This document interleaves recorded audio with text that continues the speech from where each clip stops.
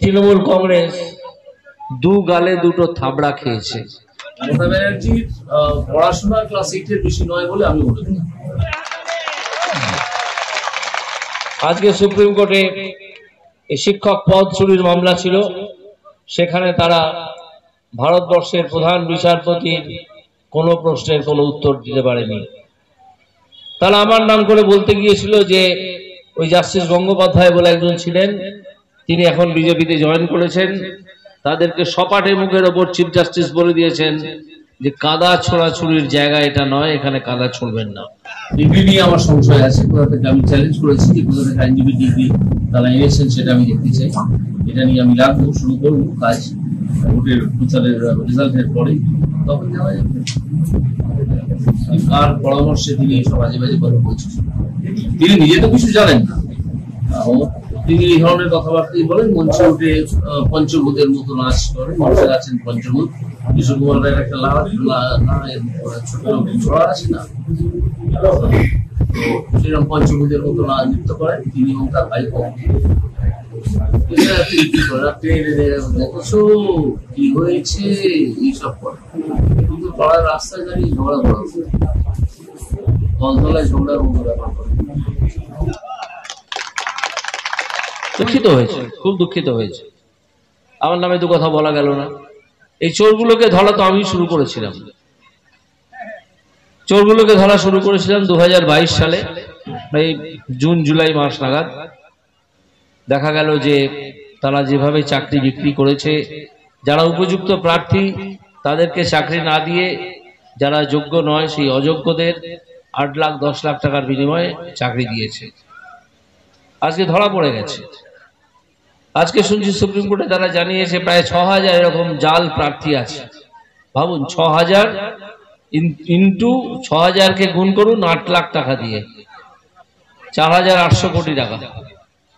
4800 কোটি টাকা দাঁড়ায় পুরো ব্যাপারটা।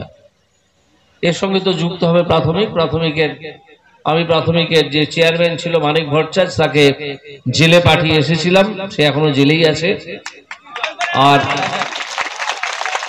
আর মামলা হিয়ারিং এখন ফুল ফ্লেজেড হিয়ারিং শুরু হয়ে গেছে। এবার বোঝা যাবে যে কত জল ছিল আর কতটা দুধ ছিল। যখন হিয়ারিং হবে তখন দুধ কা দুধ জল কা জল ঠিক হয়ে যাবে।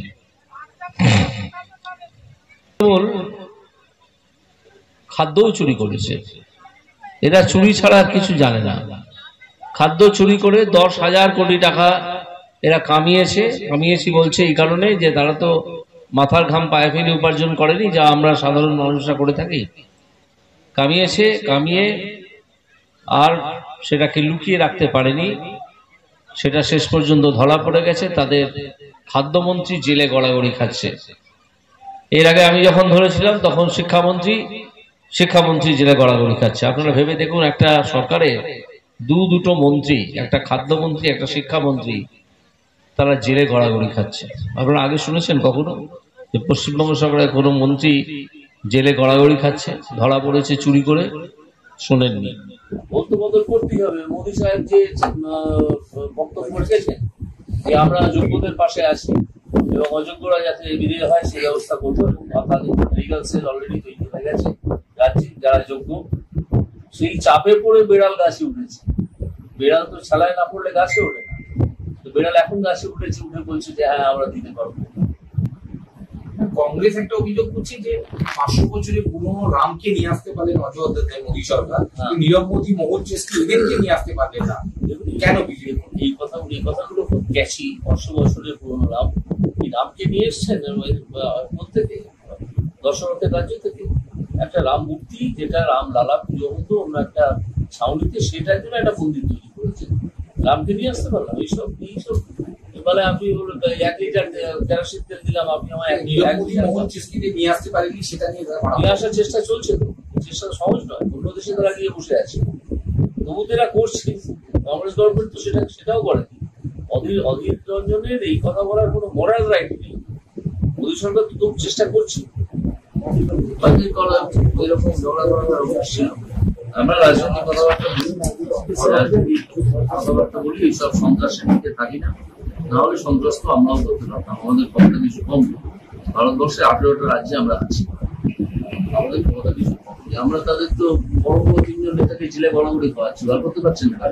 সেটা খবর আমরা পেয়েছি, যারা দুজন গুন্ডা, যারা এই তৃণমূলের গুন্ডা, তারা যারা এটা করেছে, কোন কারখানা সেটা আমরা তদন্ত চালাচ্ছি। আমরা 2-1 দিনের মধ্যে সেটা আপনাদেরকে বলে দিতে পারবো। আর এছাড়া আপনারা তো নিজস্ব সূত্র আছে, আপনারা নিজস্ব সূত্রের খবর সংগ্রহ করতে পারেন যে কোন কারখানায় এটা করা হচ্ছে। এবং আমি আপনাদের জানিয়ে রাখছি, এটা কোনো মিথ্যে অভিযোগ নয়। আমরা একটা সুস্পষ্ট তথ্য পেয়েছি বলেই এটা আপনাদেরকে ডেকে আজকে এই সাংবাদিক সম্মেলন আমাদের করতে হচ্ছে। ইলেকশন কমিশনকে জানানো। যে দুজনের নাম আপনি বললেন, এরা কি তৃণমূলের কোনো পদে রয়েছে? হ্যাঁ, তৃণমূলের পদে রয়েছে যুগ্ম সম্পাদক, যুগ্ম সাধারণ সম্পাদক এই বিশ্বজিৎ, এবং আরেকজনের নাম হচ্ছে সুভাষ। এই স্পষ্ট প্রমাণ পাওয়ার পরে কি আইনি কোনো পদক্ষেপ করবে? নিশ্চয়ই করবো, এবং আইনি পদক্ষেপ যেটা করবো তাতে এই যারা এগুলো করবেন, এই যে গুন্ডারা, তাদের কিন্তু ভবিষ্যৎ কণ্ঠকিত করবে। শ্রমিকরা তো শ্রম দপ্তরের অধীনে থাকে, শ্রম দপ্তরে কি কোনো শ্রমিক লিখিত অভিযোগ করেছেন এই হুমকি? সেটা আমরা এখনো জানি না, আমরা খোঁজ নিচ্ছি। আপনারা কি শ্রম দপ্তরকে জানাচ্ছেন বিষয়টা?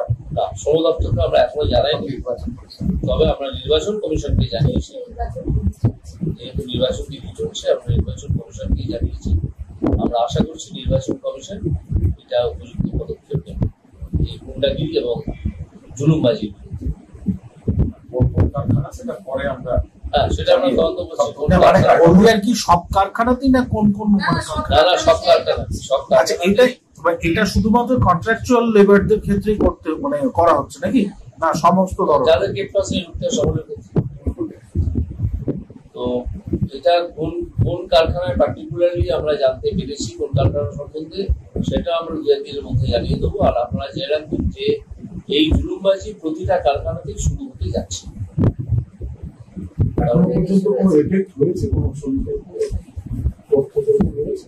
না, সেরকম তথ্য এখনো আসেনি, কিন্তু শ্রমিকদের যদি এই জুলুমবাজি করে সন্ত্রস্ত করা হয়, তাহলে তারা স্বভাবতই, তারা তো রুজি রোজগারের জন্য শ্রম দিতে আসেন, শ্রম বিক্রি করতে আসেন একটা কারখানায়। এই শ্রমের বাজারে তারা একটু পিছিয়ে যেতে পারে রাজনৈতিক কার্যকলাপ থেকে।